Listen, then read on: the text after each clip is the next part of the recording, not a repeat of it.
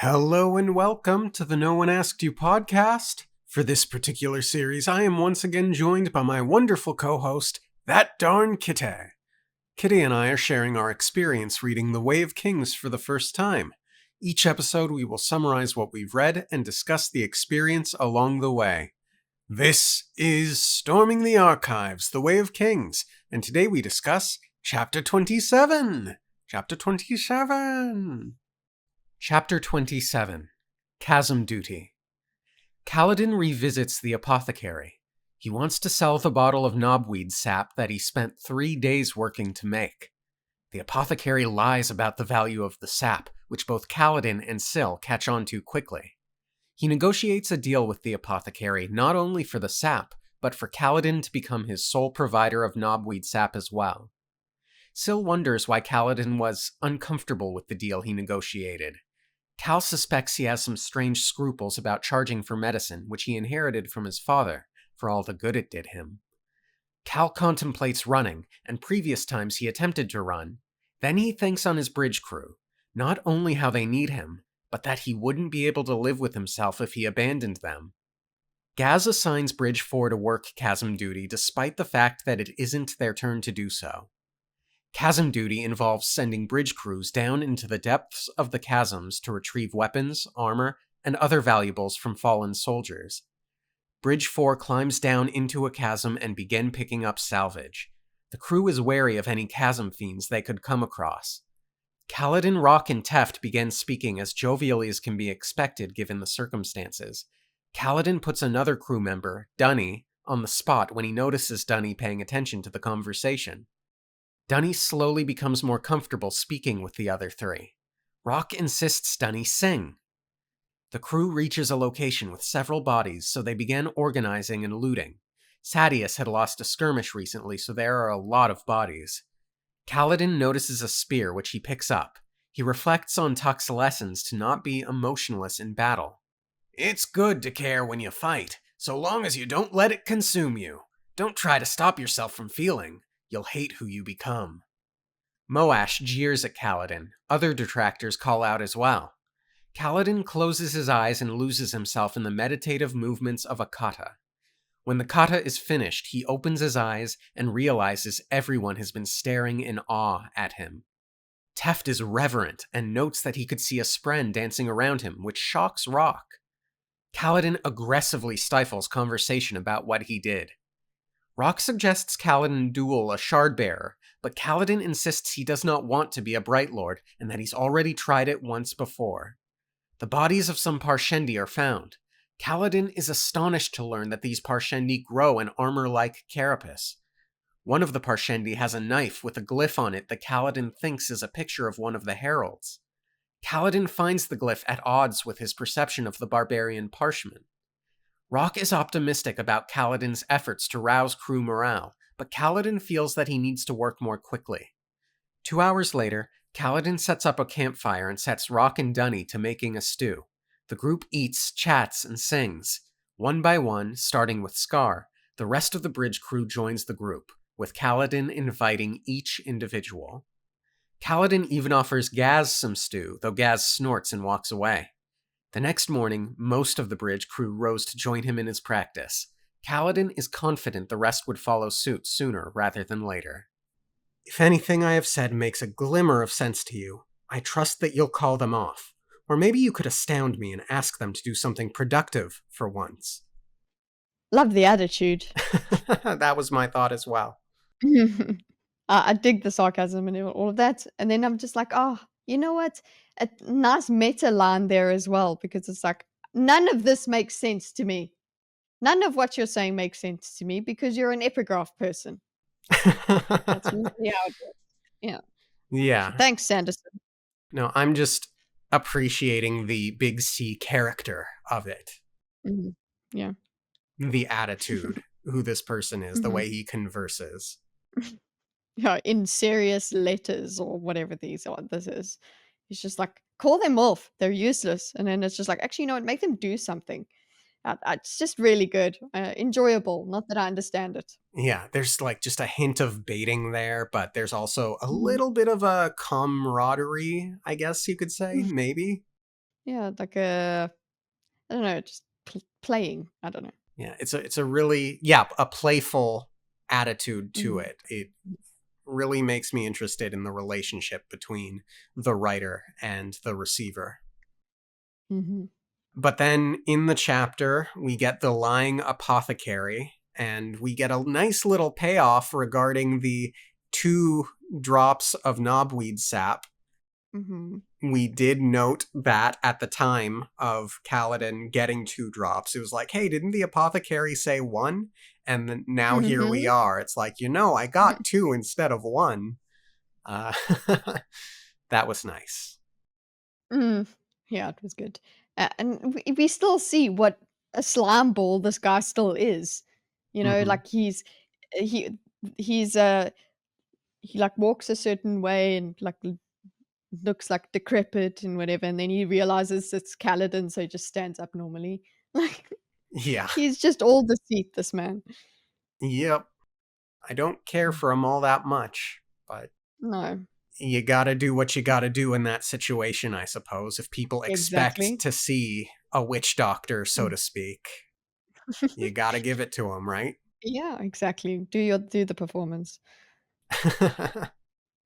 And then he's got some scruples, which he thinks he inherited from his father. And then there was that very ominous line, for all the good it did him. Are we presuming that the rest of his family is dead? Not just Tien? Yeah, we've been kind of doing that throughout. We've not obviously Brandon Sanderson is not giving us confirmation on purpose. Correct. so so it's up in the air, of course, but this makes me feel like they're all gone. See, I'm wondering what role Liren may or may not have had in Tien's death. Mm. I'm wondering if Kaladin, in some small way, blames Liren for Tien's Ooh. death, and he may not literally be dead, but it could be figuratively, you're dead to me, Mm. kind of a situation. Or I don't know, but I It suspect doesn't have to be because of Tien. Could be some other reason that a basically that they falling fell out out. Yeah. nonetheless. Yeah. Yeah. Mm. So I'm dreading when we get to those chapters. Yeah, when we get that story. Yeah. And then we get Dunny, singing boy. Yeah. He sees the others doing we had that this is what we need, when they were chatting, they were doing getting the sap, right? Hmm. They had said, or Kaladin had said, this is what we need. This kind of chattiness and giving each other crap and just laughing together. And that's kind Hmm. of what they're doing. And they all notice that, people aren't taking notice of it. So they kind of want other people to start, like people like Dunny, to start involving themselves. And he kind of does. He has a comment and a question. I loved his like evolution into the group and the conversation. Hmm. Yeah. And then to the point where he's singing as well. And the way Rock is so nice about his voice as well. It was really great work to show the other ways that Kaladin's making a team. Yeah. It was effectively done and heartwarming to read. Mhm, And I loved the atmosphere mhm, of being in the chasm. It felt ominous, it felt dirty and scary. You mhm, get the chalk markings that Kaladin is making. For some reason, I imagined like sort of a mist there. I don't mhm, know if anything like that was stated, but maybe like a little bit of seafoam mist. I almost imagined the entire chapter, or that part of the chapter rather, in gray, like mhm. grayscale, if that makes Yeah, sense. yeah, 'cause it's just so dark, and the only thing that you see is a little bit of light, the sliver of light above you. So Yeah. and then that you have that juxtaposition. Oh. Yeah, it was really, really well Mm, done. And then we get the kata, and there are a couple of points about this kata that I want to call out. The first one being it is very reminiscent of Shalon's meditation when she was painting. Would you agree? Yeah, she gets like a lot of creation spren around her, and actually in this kata, people could see. It seemed like Syl. They could see Syl. Mm-hmm. Which was interesting and noteworthy. And we know that Yeah, Sen saw the wind yeah, as well. he yeah that there was this kind of glow around him when he Yeah. was fighting. So we get to see that here, and Syl kind of does this little smile. Yeah. And that's all we get in confirmation of that she was part of that. And also Rock was actually even What? surprised that everybody could see this, yeah. He's like, you can see this thing?" Yeah. Yeah. So I'm sure that we're going to get some more information out of Rock on that at some point, which I'm looking forward to. But one more important thing about the kata that I think merits being brought up is this. Kaladin meditates on his loved ones during the kata, right? Mhm, He draws on them as a source of strength. And I think that is part of what allows him to do whatever sorcery, mhm, windspren magic thing that he does. But I compare it to Dalinar, who wiped his memory of a lost loved one. mhm. Yeah, and Dalinar who goes for the thrill, I suppose, and uses the thrill. So Hmm. there's no there's actually no thought of any people in that at all. Hmm. And yeah, he went and erased a whole person from there, and it seems like that was a deliberate thing that was done. Yeah. And And that also goes yeah? and obviously there's a big shift at the end of the last Dalinar chapter where he's like, I'm gonna fight for my soldiers if nothing else. Mhm. But the distinction Mhm. is important, I think, to Yeah. make. Well, especially in context with what he said earlier, well, what was said earlier in this chapter about caring, when you fight. Yeah. That also made me think of Dalinar and compare it to Dalinar because or just anyone really just what is when you're fighting, you don't wanna get carried away, but so that you don't wanna get distracted by caring, but at the same time, you're still fighting, so you have to it's a strange, question, that moral question that the chapter is asking, and then you pointing out what Kaladin does during his fight just makes it even more interesting. Yeah. And but what is there more about the Carter? No, I'm good. Okay, so after this, because everybody saw this and was very, very impressed by it. The characters ask him things, and there is a bit of conversation. And at some point, Kaladin, by mistake, says he did challenge someone in shard plates. More support for your theory. Hmm. He said and he said it, and he goes, "Oh, I've said too much." He thought, "Oh shit, I should have said that." But and he kind of glosses over it. But Rock has noticed. Mm-hmm. I think it was Rock and or Teft noticed that he said that, and they're like, "Okay, so that's gonna come back to bite him, and we're gonna hopefully finally hear this story." Yeah. Because I think the way that this comment came about was somebody said with if you fight like that, you you can challenge someone in shard plates. Yeah, I think it was Rock saying that he should Mm, duel a Bright Lord, and mhm, Kaladin is very adamant. I don't want to mhm, be a Bright Lord, and I mhm. tried it already. Yeah, basically, and yeah, and then they just excuse, and then he's like, "Cool, let's go." Continue. And there just another thing that I noticed in the chapter is that they found a one of the Parshendi weapons, has Yes.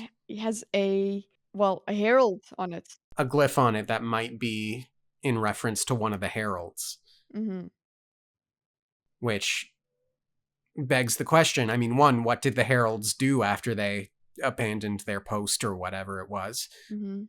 And what is a Parshendi? Do they have human ancestry? Did they evolve from? No. But Mm-mm. maybe? No, I don't think that. No, they're humanoid, but hello, we found out they grow armor. They have a Yeah, and that. carapace. I think we already knew that, though, didn't we? I didn't know that. I didn't know that at all.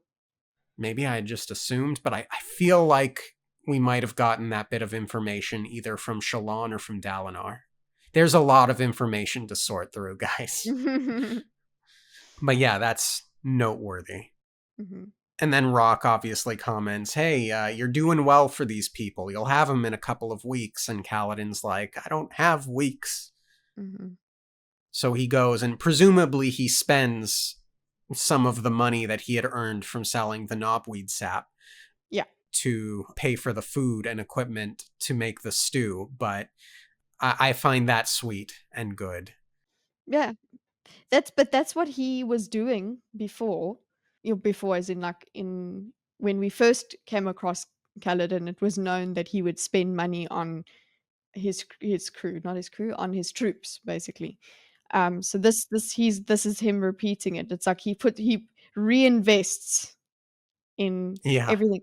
How did you feel? So the thing is that's what he did decide to do, but he had the thought earlier in the chapter of running because he had the money. right. And he's like, he actually, it crossed his mind that he could go and this is what he would do. He would basically mutilate his face so that he doesn't have the slave mark anymore, and he'll have a battle Mhm. scar, and then he'll try and be a soldier. And he just went through a bit of a hypothetical of what he would do now that he's got this money.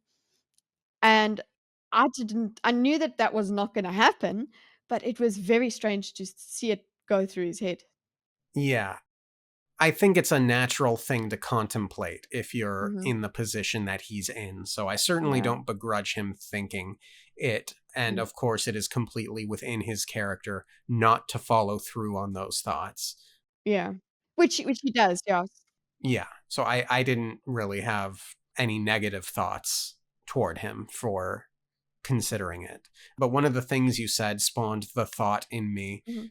would Kaladin even really want to be a soldier anymore now that he's made it to the place he has wanted to be and he's noticed it's just as dysfunctional and just as Mhm. divided as it was back home? Yeah, that's true. It's not what he thought it was anyway, so what is the point? Yeah. He did he but he just does want to be does want to fight, it seems. But I don't know. Point is, Yeah. yeah, he turns down that idea, and it would have been absolutely egregious. Like he uses everybody's labor and then runs off with Yeah. the profit. It just it would be horrible. It would be. Mhm. I like, I really like actually that Kaladin offered Gaz some stew, and I think Gaz was right not to partake. I One, the power dynamic would be weird because they're all slaves and he's not, but I imagine it would be a little bit like when the manager comes into the employee break room to hang out. It would be Yeah, like awkward. yeah, it well, I don't know if how it would affect the crew, the bridge members. Actually, they probably wouldn't like that either. It's like you why would you give him food? But I do feel like in the story, it's going to something. I feel like we're going to get him to turn. Yeah, well, I mean, my imagination would go in the direction of Bridge 4 by virtue of being better fed and more, well, muscular, like well built because of the Mhm, training, will start to succeed in getting to the places before the fights happen. And mhm, then Gaz is going to gain some notoriety for his wonderful leadership. Obviously, mhm. Kaladin's not going to get Any any recognition, yeah. yeah, any recognition. It'll all go to Gaz, Mhm, and that'll create a really interesting dynamic. mm, I think. yeah. Gaz whatever happens with Gaz is very interesting because he's He's bad, but he's not the worst either at the Yeah. moment. Uh-oh, famous last words. I've just cursed myself. Never mind. But I'm just interested in him. Like he's an interesting character to see what is he going to do next. Is he going to just be a bad guy, or is there some little glimmer? I agree. Yeah. And then one of my favorite lines that I have to read. Hmm. He had a feeling that Moash and the others would give in before too long. They'd eaten his stew. Nobody had turned that down. I like that. That he had actually, this matches an earlier thing in the writing in this chapter where he's just kind of describing people paying attention, or Dunny paying attention to their conversation, like somebody, you know, being attracted to the warmth of a fire. Mm-hmm. And then this is literally what he went and did, and the warmth of a good food and things like that. That's that was a nice, what's a turnaround, that a nice callback, basically, that we had this. And it also made me think of Vin looking through the Mm. door at the Oh, crew. yeah. Yeah. That's an So excellent parallel. so he Sanderson uses those feelings, those very human feelings, that when other people are doing things and being happy, there is that, sometimes there's that, oh, I want to be part of that. And he uses that over here. That's really good. Yeah. I love the way that we've progressed in, because I know that Brandon Sanderson reading order is quite a thing. Mm-hmm. I like having Vin and that and Mistborn as my introduction, because I can see now parallels in the opus, in Way of Kings, like the crazy magnum opus one. It's great. Right. And I'll just add to that. I like that Kaladin invites them all Mhm. individually. Yeah. And really, they could all die tomorrow, so why not enjoy the night? Yeah, and that is the best food they've had in a very long time, I'm sure. Oh, yeah. Remember, Rock is a chef, so that must give you, so even though they're not obviously not gonna have the greatest ingredients in all of that, it's very well done. What was I love, there was also the comedy around that, yeah? Oh, yeah. There could be snail shells and other Yeah. things in it. That was very funny. But Yeah. let's also add that added bit of knowledge Mhm. that we got from one of the Dalinar chapters, that soulcast food, which is almost certainly what they get, Mhm. tastes bland, whereas this is probably not soulcast food. This is No. cooked, spiced, I would hope. Mhm. So it's probably extra good. Mhm. Anything else to say on the chapter, Kite? I love Rock. He's great. See, I love Teft. He's funny. I guess I like the dynamic. Obviously, Sanderson crew dynamics, I suppose. Yeah. Yeah. All right, then. Well, thank you all for tuning in. Have a great rest of your week. Subscribe to that darn Kite if you get a Like the chance, video. because she's got a great channel, and do that if you like, because it does help. Thanks again, and we'll see you next time. Okay, thanks, Okay, bye. thanks. Bye.